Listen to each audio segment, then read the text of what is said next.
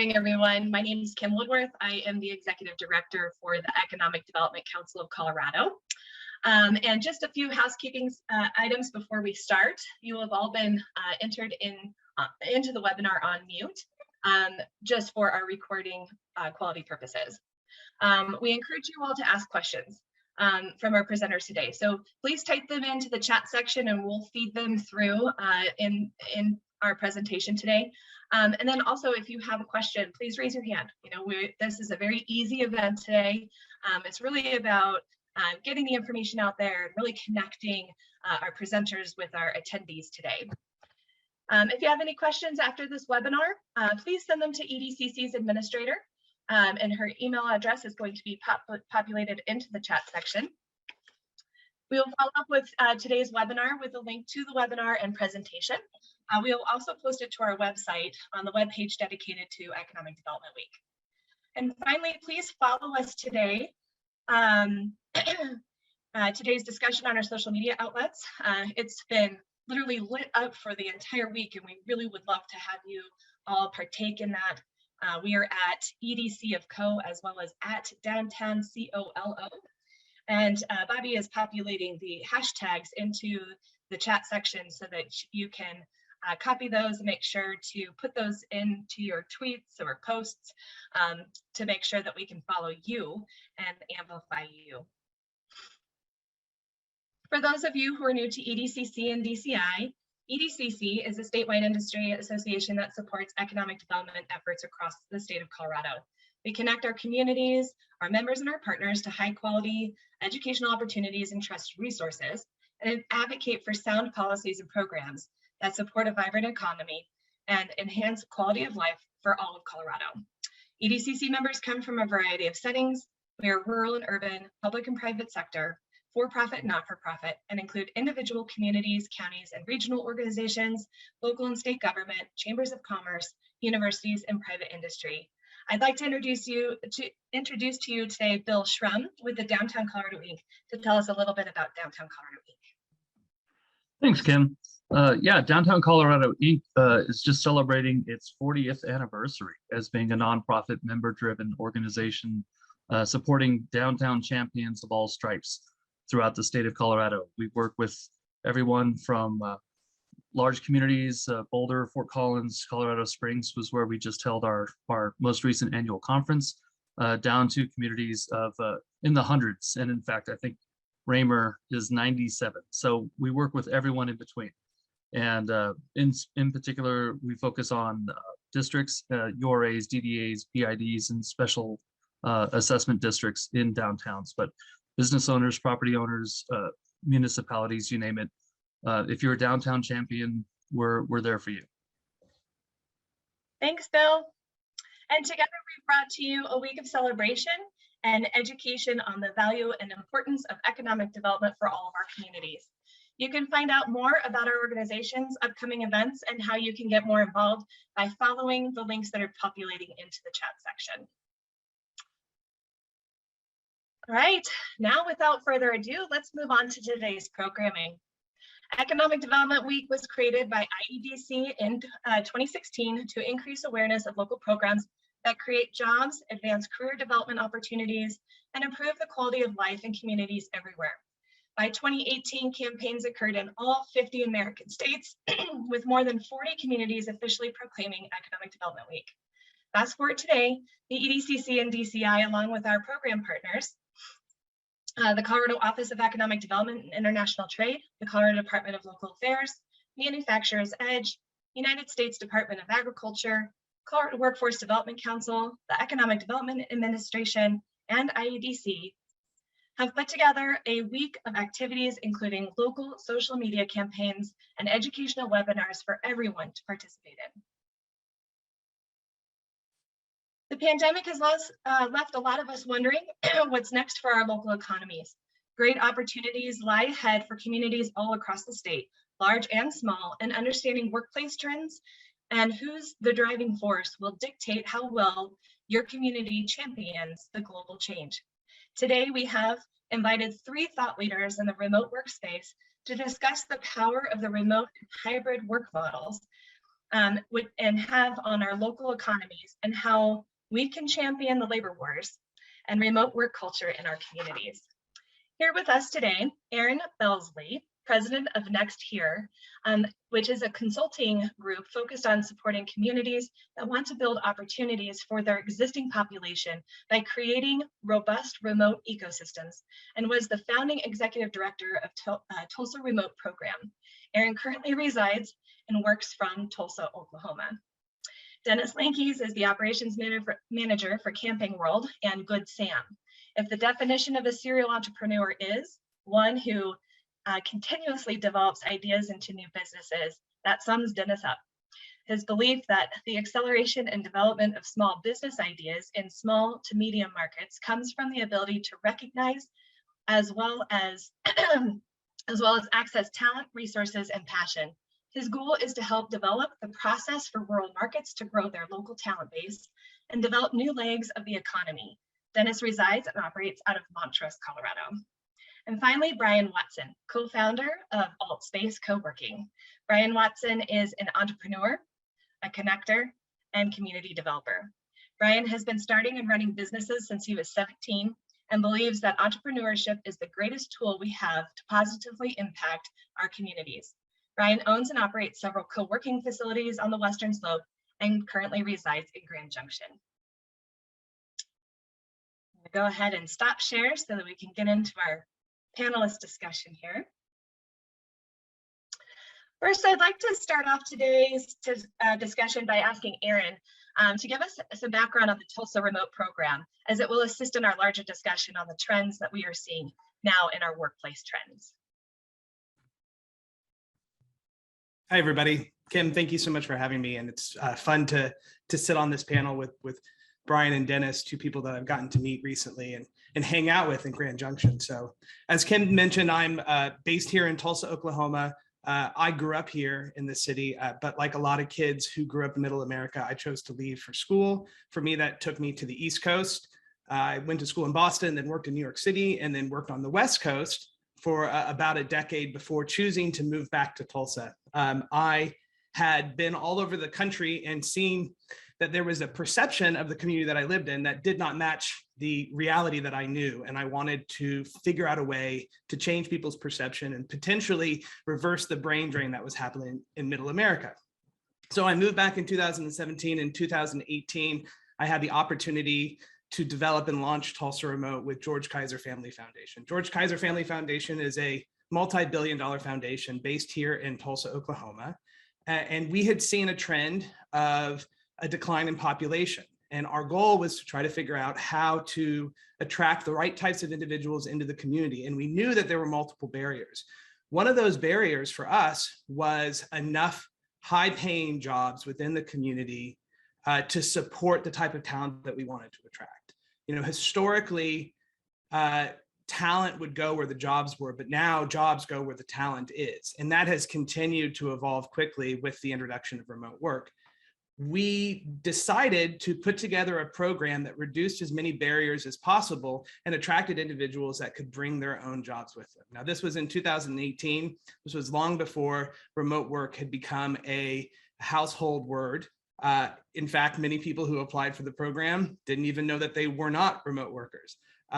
We figured this would be a small little experiment. We thought maybe we would get 500 to 1,000 applicants in the first year, and we would attract 20 to 25 individuals. And for those of you who are not aware of Tulsa Remote, the tagline was get paid $10,000 to move to Tulsa. Well, instead of receiving 1,000 applications in a year, we received that many in a day. And we realized very, very quickly that we had created something that had a life of its own. We had 10,000 applications within the first 10 weeks, and we shut down the application process so that we could go through the application pool and select our first cohort. We ended up bringing in 100 people in the first year, and the experience was absolutely incredible for those individuals and for the city. Because of the success of the program, we decided to expand the program to 250 the next year.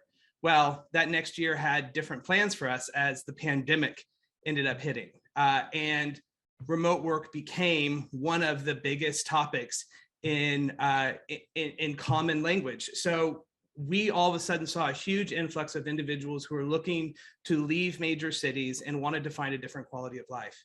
Fast forward to now, I'll say that in 2021, there were 1,200 individuals who moved to Tulsa through Tulsa Remote.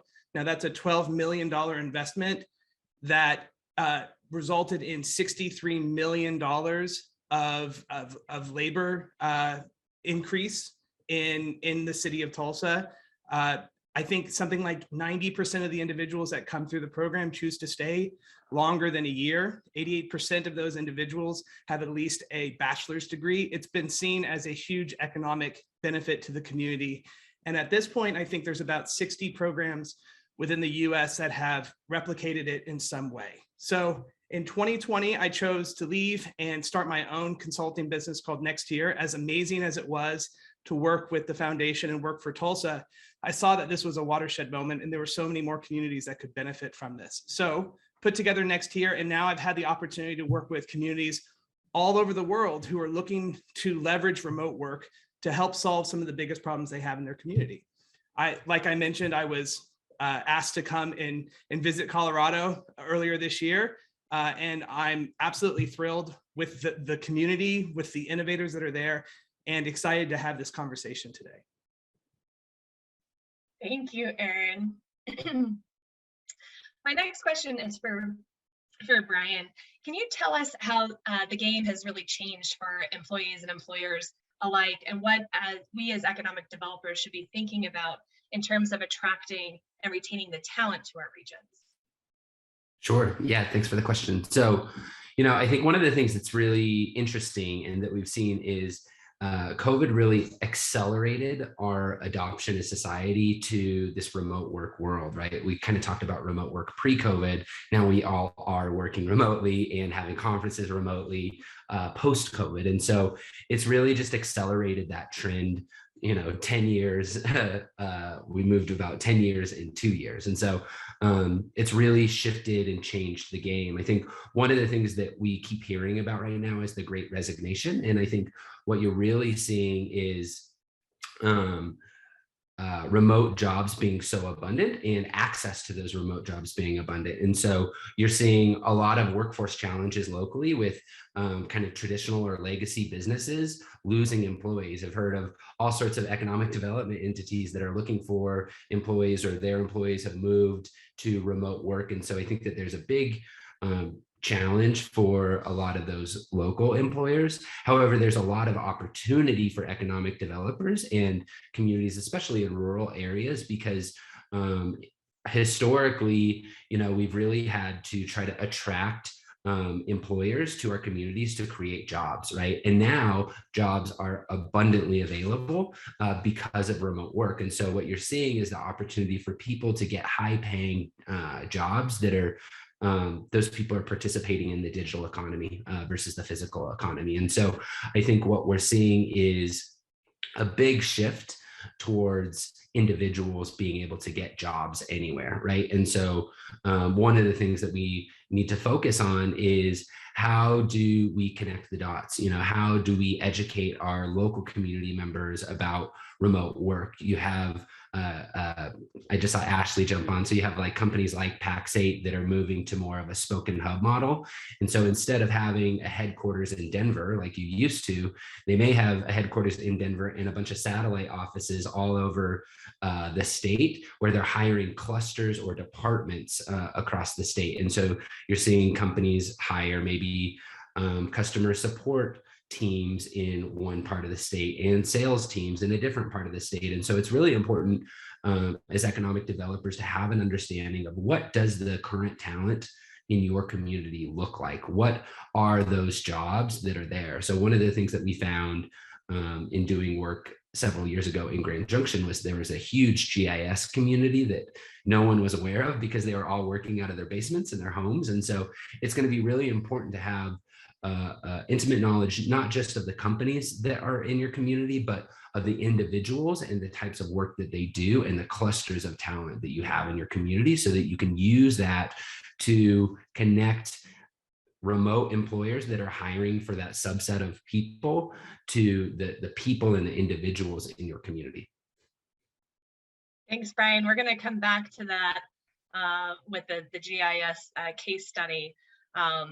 So moving forward here with Dennis, from your perspective, if you had a crystal ball, where do you see the trends and the shifts that need to be acknowledged and addressed today? So there's probably two ways to answer that question. I'm going to ask a question back real quick. Do you want me to talk about both from the company standpoint in hiring, the community standpoint in adopting, and the employee standpoint in what they're looking for and their point of view? I mean, I can cover all three, or I can cover whichever one's most relevant to today.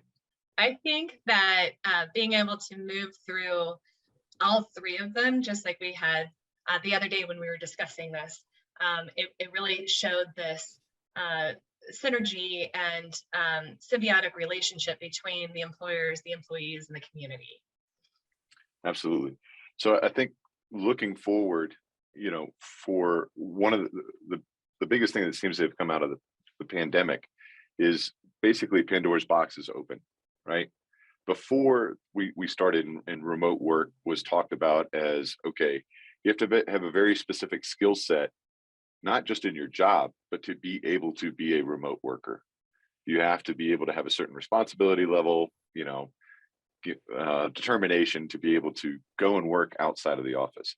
You needed the resources of the office to be able to do your job efficiently, was usually the conversation within that 40-hour work week.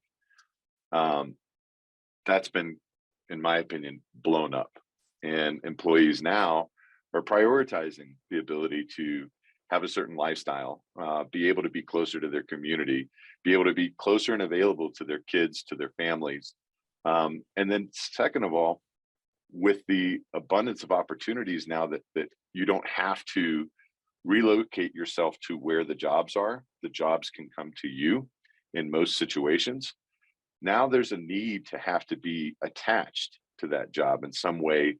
I feel like emotionally or motivated wise is, you know, I want to work for somebody that I am connected to their mission. I'm connected to the outcomes, the things that they want to achieve. And I want to be in a community that I'm attached to that has interest in my lifestyle. Do I want to be outside? Do I want to, you know, do I have certain passions that community can facilitate for me? And so remote work has not only changed in the way of how we actually do the work, but remote work has changed in what the availabilities and the opportunities are to the employee. Now to the employer, it used to be, and if we just cut back maybe 5-10 years ago, and the big conversations were, hey man, look at what Facebook and Google and these companies are doing with their campuses to create a community at work. And the idea was really very fortunate for those companies to get a lot out of their employees, but the idea was really to keep them on campus outside of an 8-hour workday, which maybe wasn't so great for the employee, right? But they were creating all these things from, you know, great cafeterias, great food options, daycare, you know, places for entertainment on their campus that was keeping them outside of their, you know, away from their homes and potentially away from their families, just for the opportunity to keep them focused on the work that they were doing. In some cases, people would argue that that's not really focused on work, but the more you're around, the more those opportunities exist. Now things are flipped on its head, and companies now have to go, okay, how can I bring the opportunity to you? And I also believe, and we talked about this a little bit, and I saw some funny reactions to the idea that the work week, the hours of a work week might be changing. You know, we think of a typical work week as 40 hours. I think that there is some thought process behind, and it was started before this, that a work week might become something more like a 20-hour work week or a 30-hour work week. And that opportunity to be able to spend that extra time, be more focused in those 30 hours, but spend that extra time pursuing your passions, the things that you love. So I think that those are really the three things. And well, third thing being the community. How do the communities benefit? Since I don't have to be in Denver, and my apologies to everybody that is on the call within Denver, because I love Denver and I spend a lot of time over there.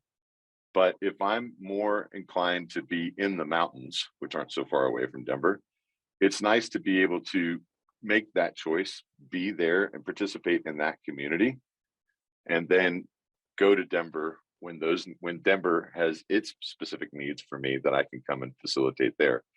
So I think that as communities from an economic development standpoint start to look at this, it used to be, how do we relocate a company to come be here and bring their jobs? And I thought this was a really good point that you had brought up in our previous conversations. We looked at it as the employer. Was the employer bringing the job? Well, now the employee is the primary employer. They're bringing their job. They get to pick what job they want, and they can bring that to your community. So what is that shift going to look like from an economic development, where it was, let me focus on one or two contacts within a company to bring 10, 20, 30, 40, 50 jobs here, to now, let me focus on 10 or 20 people and try to get them into my community.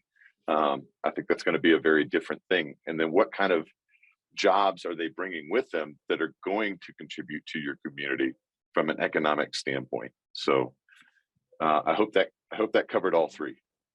It did. Thank you.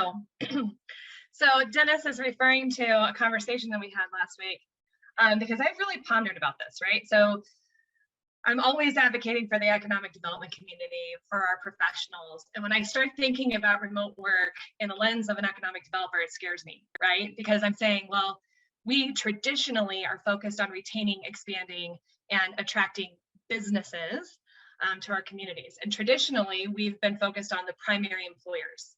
Primary employers are those that are businesses that produce more goods and services than the community can provide, therefore having to export those goods or services outside of their market. That in turn then brings that outside dollars back into the community in order to pay the contractors, to pay the suppliers, to pay the employees. That money then gets absorbed into the community in order for us to get our secondary goods and services, right? So going to the grocery store, even a hospital, if you can believe this, is a secondary a business in a community, entertainment and that kind of thing. So if we're saying that remote work trend is here to stay and businesses are no longer the main target for attraction, but the talent is, then we're flipping that notion on top of its head and saying that the remote worker then becomes the primary employee, which Dennis was just mentioning, which is infusing the outside dollars it's receiving in compensation from the business into the local economy. Another way to think about that is, for instance, we're looking at larger cities where a lot of that workforce has been redistributed in a hybrid model, right? So they might not necessarily be in the town of Denver, let's just say, 5 days a week, but maybe they're in Denver 3 days a week. And it changes the entire economy at lunch.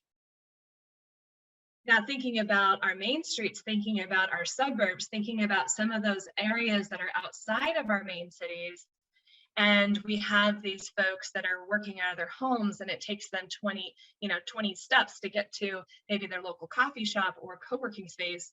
Now we're redistributing that lunchtime, coffee time, right? And so it does, to me, it's saying that we are now having to shift our thought and focus on how we as economic developers are attracting not only businesses, but we're attracting the talent. And so coming back to that spoken hub model, Brian, that we just talked about, right? Thinking of it from this term, can you give us a little bit more of an idea? And you know that we talked about it with PAC-8 and what they're looking at. There's other case studies that have been out there as well. How do we use a spoken hub model in our communities in order to become the attractor of not only the talent, but then businesses are seeing the talent attraction into your community? Yeah, so as you had mentioned before, I own several co-working spaces on the Western Slope in Telluride, Ridgeway, Montrose, and Grand Junction. And co-working spaces are really important because what I always talk about is they help manufacture density in downtown, right? And so one of the reasons that we rural folks move to the city is for that manufactured density, meaning the network that you're going to be connected to, the interactions that you are going to have when you are working downtown in a city environment. In more rural communities, one of the challenges is we don't have the same density that a Denver would have or something like that. But by creating co-working spaces, these are shared offices. And so there is natural serendipity that happens because a lot of people are working in the same spot. There are natural instances where, developers or marketers or anyone working in the digital economy get to work with like-minded people, right? And so the same benefits that people have traditionally had by working in downtown Denver, you can start to create those benefits even in small communities by, again, clustering similar people together in a certain area. So, Dennis and I are working out of the co-working space in Montrose today, and we've seen over the last few months, as things have opened up post-COVID, the space is getting full. And our number one question that we always ask is not what do you do, but where are you from? Because everyone that's moving to this area and signing up and working at the co-working space, we have people from Pittsburgh, we have people from Washington, we have people from Portland, Austin, all over the country that are moving to Western Colorado for its access to the outdoors. And what they need is to have a high quality work environment that allows them to do their digital job and is connected to like-minded people. So, last night in Grand Junction, all of our community members, there's a bunch of breweries that are popping up downtown. They all got together and said, we're going to walk down and go try out a new brewery and get to hang out. Those are, again, that lifestyle is really important. The people they already have the jobs are available. There was 11 million job openings last year that are readily accessible to anyone that's qualified. And so they are bringing those high quality jobs. And by creating clusters of talented workers in our community, we get to, again, create lots of benefits that you used to only have in urban areas. And so that's one big portion. Again, like you said too, now as economic developers, it's our job to attract those people with high paying jobs. And then it's their job to spend money downtown. So one of the big benefits of co-working spaces is you bring everyone together and you set them up downtown. Dennis helped open Proximity Space, the original co-working space in Montrose, and the whole city block that this location was on was pretty empty. Now, if you walk downtown, it's full of restaurants, there's breweries, there's a bike shop right across the street. So, as people are set downtown and are able to go spend money at lunch and after work and everything like that, it will help revitalize your main street. So investing in main streets is a really important strategy because that ultimately improves the quality of life for people living in these communities, large and small. I agree with that, Brian. There's another component to this, right? And this is a question for Aaron. So before we get to the characteristics of the communities, Aaron, I want you to really talk about the intentional act of engagement with the Tulsa Remote Program, how you were intentionally bringing people that were in this remote workspace together with the community, and how do you infuse those folks into the community? Wow, that's a lot. First off, one of the hardest things about talking after Dennis and Brian is that I have 5 hours to talk through all of these different ideas. They're brilliant people, and you guys are extraordinarily lucky to have them in your state working to continue to push you all forward. One thing I want to touch on really quickly, Dennis, what you were talking about with the corporations and providing quality of life within the ecosystem. So, I worked for Apple for nearly a decade at the headquarters in Cupertino. And I mean, that really struck a huge chord to me. Most of my life was home and the office. And most of my community was tied to that office. And when I decided to leave and stay in San Francisco, that's when I started thinking about where else I could move, because the ecosystem that I had shifted dramatically, because everything that I was looking for had been provided to me to some extent through that corporation. And that's not a historic thing. That's a blip of a thing. And that was to subsidize something that was transitioning pretty quickly within our world, which was the disappearance of a third place. There was a book called The Great Good Place that was written by Ray Oldenburg in the late 80s. And if you haven't read it, it's a dry read, don't get me wrong. It's not Harry Potter, but it is extraordinarily beneficial to read. He comes up with the concept of a third place. And that's a place outside your work and your home that you provide or you add to, but you're not directly responsible for. And that was a component of our life for such a long time. And over time, it's gone away and it's been subsidized by corporations. With the remote work revolution, that no longer really exists. So many people are in environments in cities where they potentially don't get that kind of community. And I think one of the fundamental core ideas behind Tulsa Remote and the other initiatives that I've been lucky to work on is that there is an economic benefit to cities providing that community and that sense of belonging, right? That is extraordinarily important because that was historically always what cities did.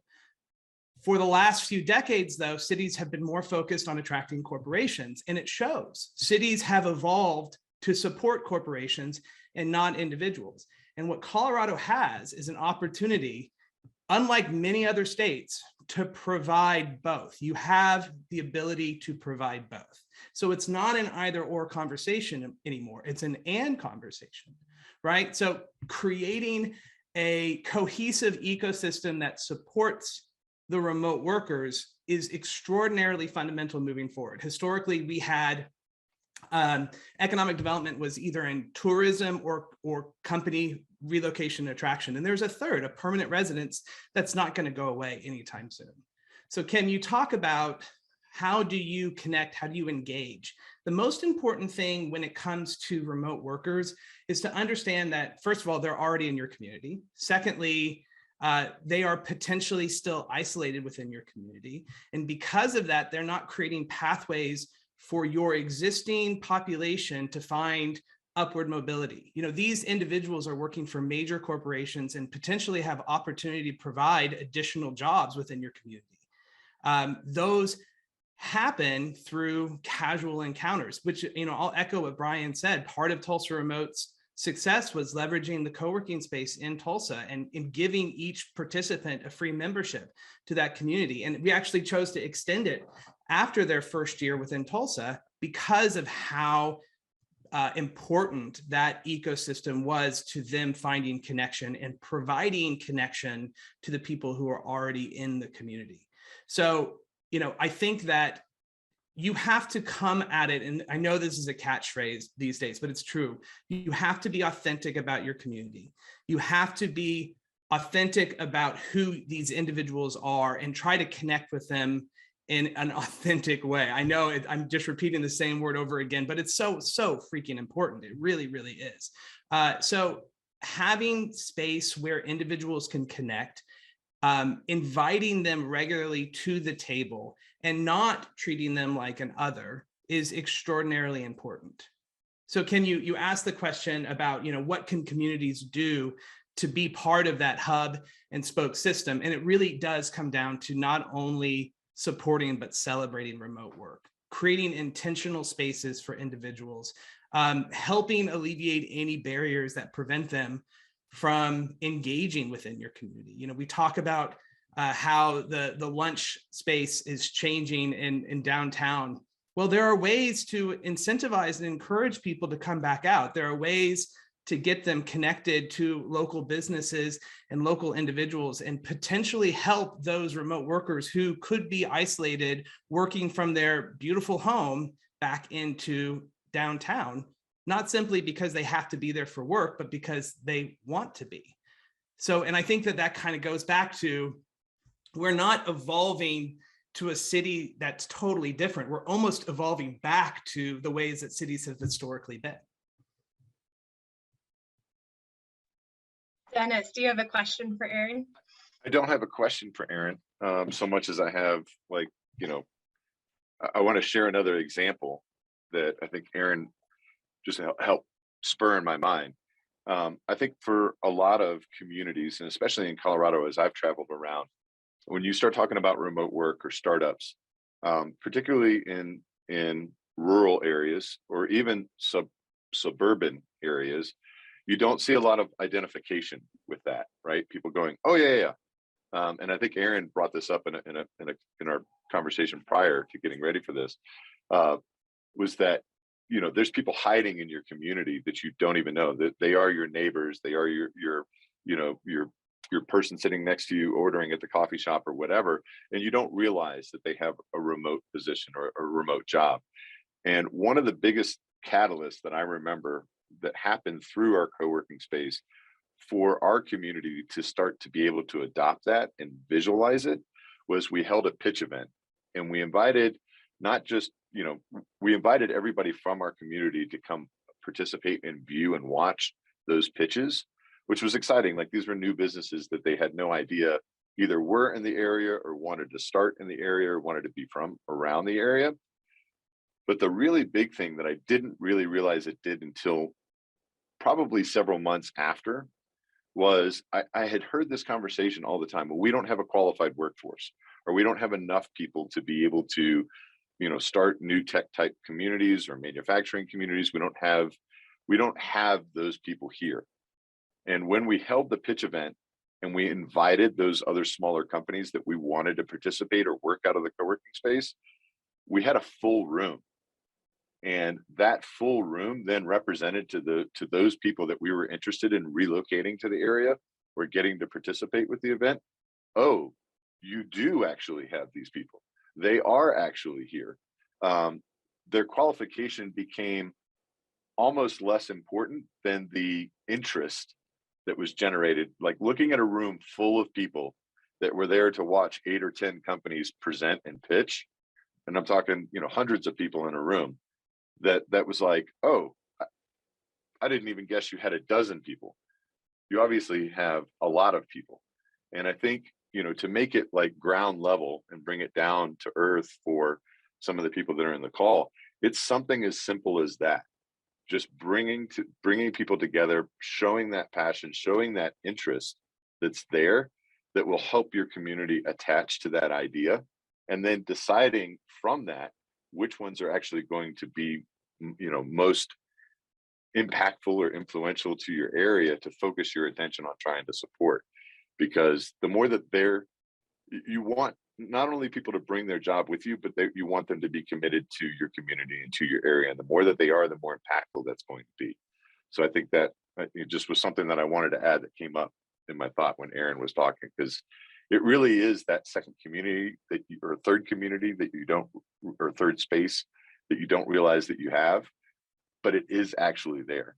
And it may just not be in the ways that you think. You know, it may be your, you know, your Lions Club, or your, I'm trying to think of all the smaller groups that we have. You know, your chamber, your Rotary Club. That's a great example. You know, that are there, that is your third place, but they just don't identify that way until you ask them, and then they're like, oh yeah, we totally like to see something like that happen.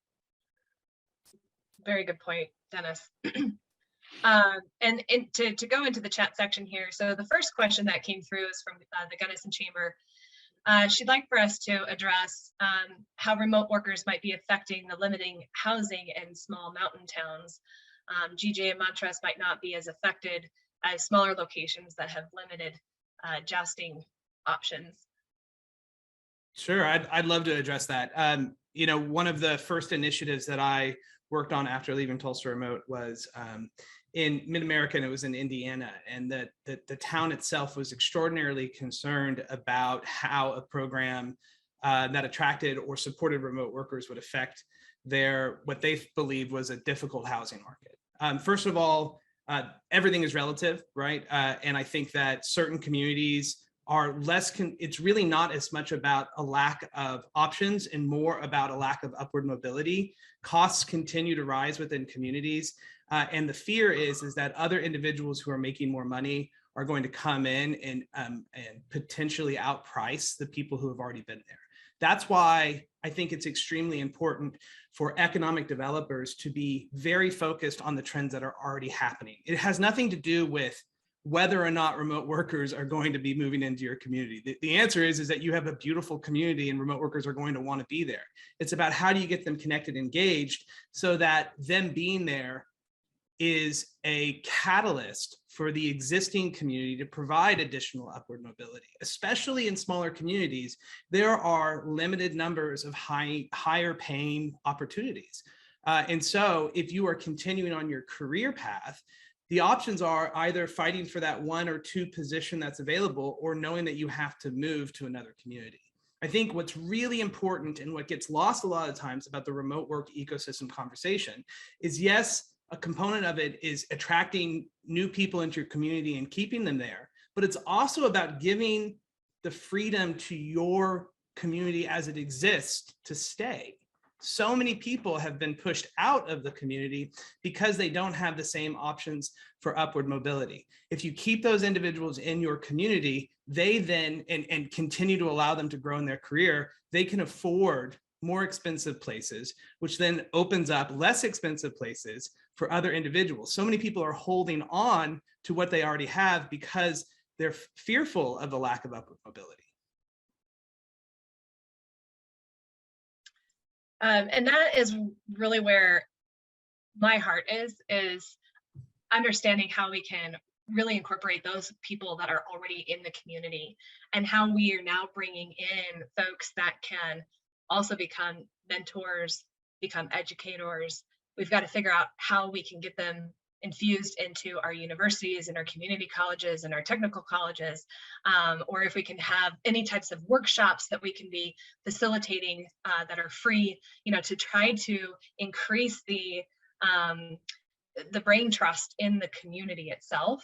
And it's interesting when we start thinking about talent attraction.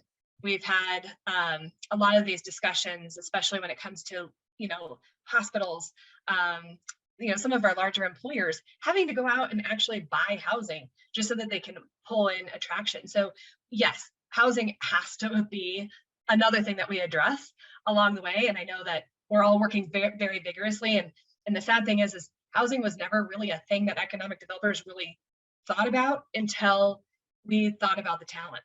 And we said, oh gosh, well, we can't help our businesses grow if they can't find the talent.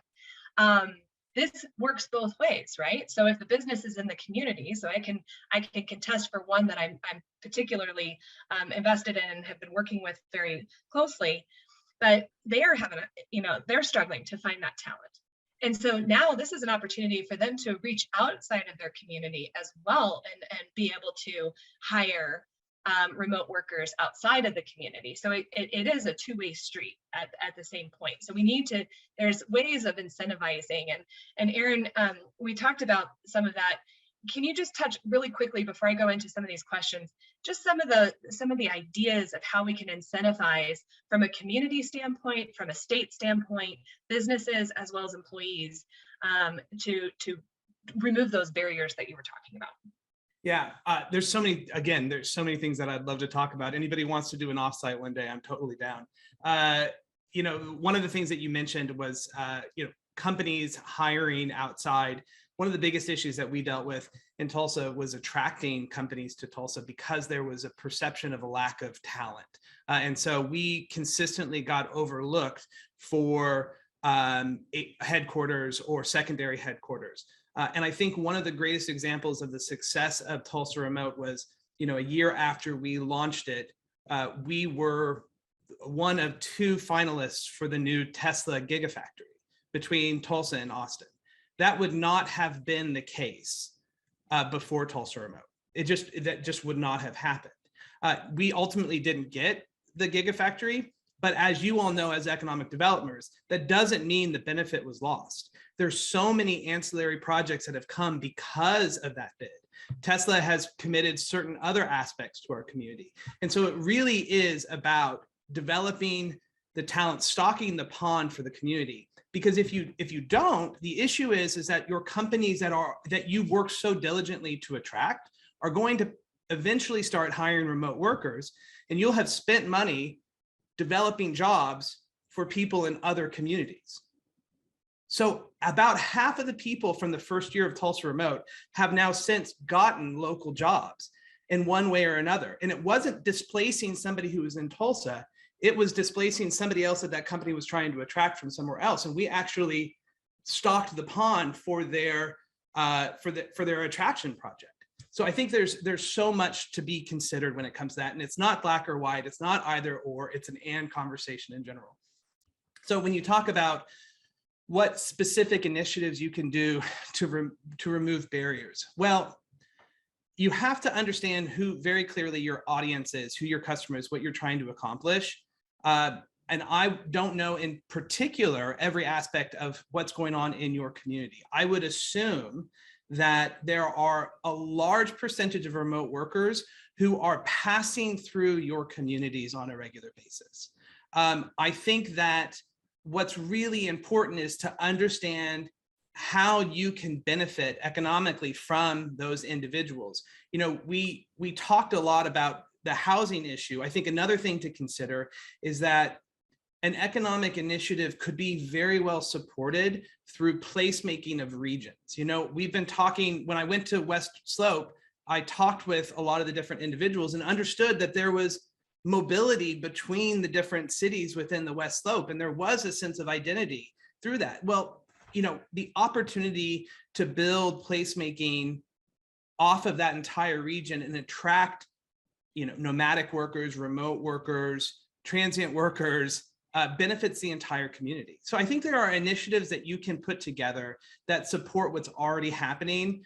I think if I would be so bold, the most important thing for your community is to figure out how to get them connected to the locals who are already there. And I think it's leaning heavily on individuals like Dennis and Brian, who are ecosystem developers. They are actively working to create ecosystems that support innovative individuals. And that's what these remote workers want to be a part of. The biggest hurdle that we helped the first cohort overcome to move to Tulsa was the biggest question that I had when I looked at communities when I decided I wanted to leave San Francisco, which is, am I going to meet people who I like, and are they going to be welcoming? Right? That's the biggest fear.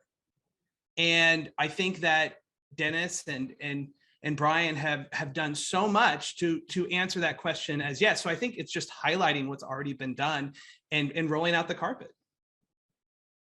Yeah, and one of the ideas that you guys had done was buying the tickets. I liked the baseball game idea where you bought a bunch of tickets that included the remote workers as well as those in the community to really create that intentional engagement. And it can just be as simple as that, right? Or creating, you know, some type of food fair. Everybody likes food, right? Well, there are ways also to just fair.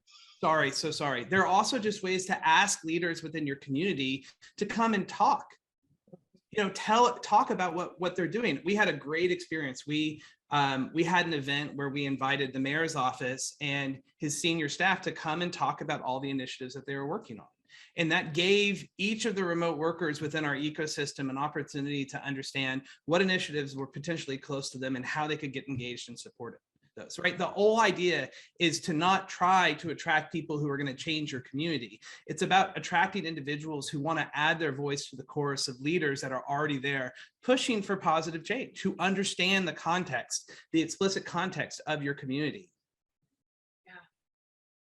That is a great one.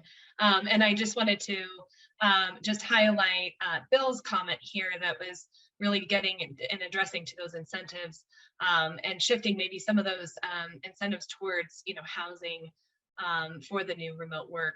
And then, you know, we've also got to think about the housing for those that are already in the community, right? We want to show that upward, we want to be able to connect the community that's already there to really help and push that upward mobility.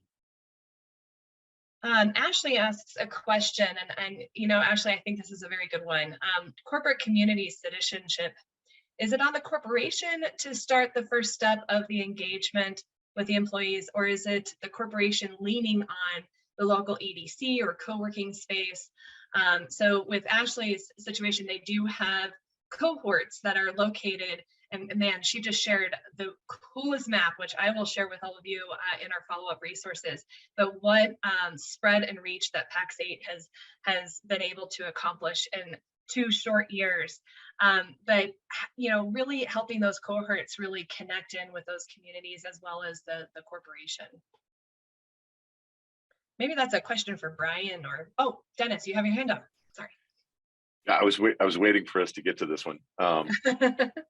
Mostly because I sit a little bit on the opposite side now with, having a company that was acquired by Camping World, which is, 190 retail locations, the largest RV retailer in the country, and 13,000 employees. So now I work for the company that, EDCs would love to see their situation. I'm sure Montrose's economic development arm, or Region 10, would love to see a Camping World location, open up somewhere close to here. I've taken it on personally to try to create, make sure that there's awareness of our remote job opportunities with this company to people here in our community.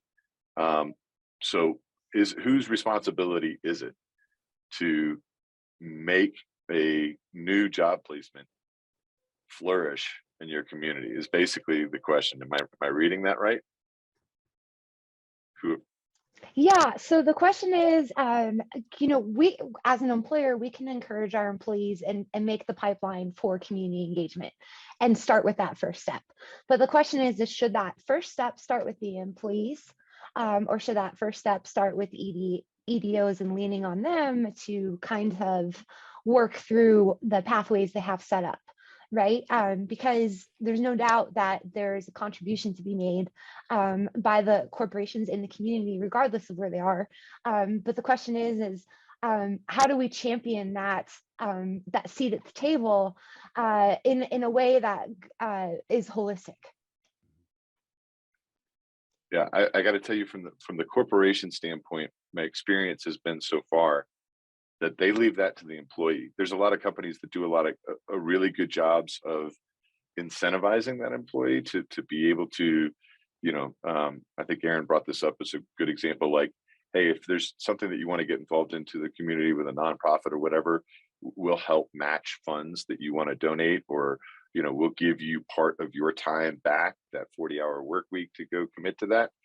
But how to really get those positions and that interest engaged in your community, I think comes down to, and this is something that Brian and I always did as we went around, Colorado and the country, talking about the importance of co-working spaces, which is originally how I met Aaron, was you've got to have local champions within your community that are interested in wanting to bring other people and get them involved. And one of the best examples that I saw, speaking to the idea of like the baseball game and taking people out to the baseball game, is Austin has an epic, we're back to Austin, Texas. Austin has an epic restaurant week that they hold, which, gathering people around food is always a really great way to get people to talk and be connected. And so what the economic development arm there did is, as they knew that they were trying to get positions into the community, or startups into the community, is they got VIP sections of that. And they knew that a lot of the people that were also buying the VIPs were people that were heavily committed to the community, heavily committed to being visible and helping things happen. And so they figured if they could put those people together in and around food, that would be a good example of like how to create something out of nothing. Because it's very hard to, I'm going to go back to what Aaron said, it's very hard to facilitate something if there's not an authentic, genuine, desire behind it. And so you have to try to pair those two things. Like, who's trying to make this already happen in our community, and how can we pair that with people that want to come and be a part of the community? So I think it's wholly on the EDC to find those people in the community and the champion to find those champions. Then it's on the champion to actually make those things happen. Yeah, just to add to what Dennis was saying, I think most of our communities have champions, right? That move there. That's the thing that we've seen during remote work is like the people that are moving to your area want to live there. They want to engage. They chose out of everywhere in the world to live to move to your town or your community for one reason or the other. Their family's there. They love the lifestyle.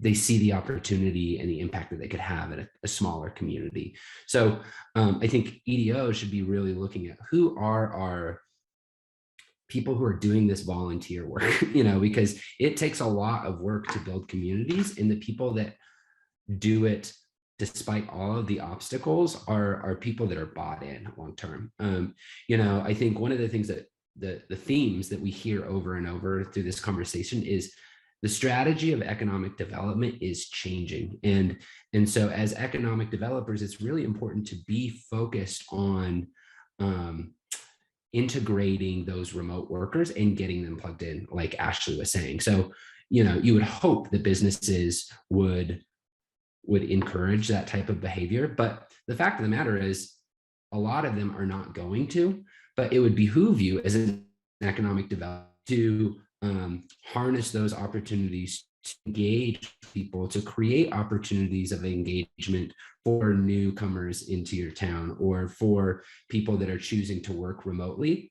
One of the things that Aaron said that's so important is the narrative, right? So we all think that remote workers are everyone else, and the fact of the matter is we're all at a conference doing it remotely right now. So we are all remote workers, and it's really important for us as economic developers to normalize the behavior. Like, we are living in the future right now. It's not going to happen in 10 years or whatever. It's happening today. And so what we should be doing is, if you have companies that are hiring remotely, get them plugged into the community, get the community connected to them. If you see companies that used to be in person and are moving remotely, broadcast that and their success. If you see, if you're coming across, in our co-working spaces, we have people working at LinkedIn, we have people working at Facebook or Meta, we have people that are working at Apple, and these are in small communities, Telluride, Ridgeway, Montrose, Grand Junction. These people are working at the highest caliber companies in the world, and they're doing it here, right? And so we're only one small voice. We would love to be working, we're doing a lot of the boots on the ground community working, like Dennis was saying, but there's a real opportunity for private public partnership where we could be working and partnering to better amplify those success stories with our local EDOs. And again, this is a regional success, not just a Grand Junction success or a Montrose success or a Ridgeway success or a Telluride success. This is a West Slope success, the way that we look at it. And so if we can capture those stories and broadcast them, I think it normalizes it for people and allows other communities to realize the opportunity that's ahead of us. Real quickly, just to add on that, I know we're running out of time. One thing you said, Brian, that I think is so incredibly important that I hadn't really thought of, these people who are moving to your community really want to be in your community. I think it's amazing to say, right? These are individuals that have had to overcome obstacles and costs to be in your community. So they shouldn't be seen as some other that's taking advantage. You should look at them as some of the most highly engaged potential within your community and try to figure out ways to get them connected to raise the levels so that all of your community benefit. Awesome. We could be doing this for 5 hours. As they were both all saying that we literally can fill 5 hours of this conversation. So again, thank you so much. I want to make sure that before everybody starts dropping off, that we do make note that the Colorado's Remote Work Initiative, we launched this last year. And what this is a certification program. So again, harnessing those folks in our communities and getting them connected to those jobs.